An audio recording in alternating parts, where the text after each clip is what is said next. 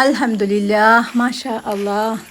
അങ്ങനെ നമ്മൾ മാമാസ് കിച്ചണിൻ്റെ പുതിയൊരു വ്ളോഗുമായി വീണ്ടും എത്തി. മാമാസ് കിച്ചണിലേക്ക് എല്ലാവർക്കും സ്വാഗതം. ഇതുവരെ നിങ്ങൾ തന്ന സപ്പോർട്ടിന് എല്ലാവർക്കും നന്ദി, ഇനിയും പ്രതീക്ഷിക്കുന്നു.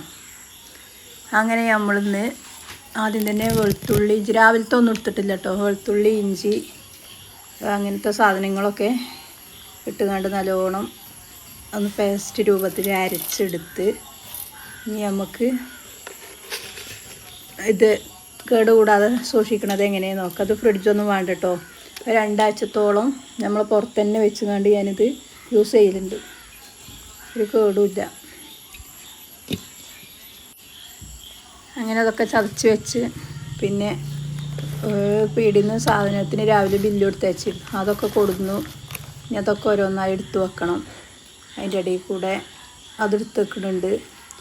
കണ്ടോ, നമ്മളെ വെളുത്തുള്ളി, ഇഞ്ചി അങ്ങനത്തെ സാധനങ്ങളൊക്കെ ചേർത്ത് കണ്ട് നല്ലോണം അരച്ച് കണ്ട് കിട്ടിയിരിക്കണം കേട്ടോ.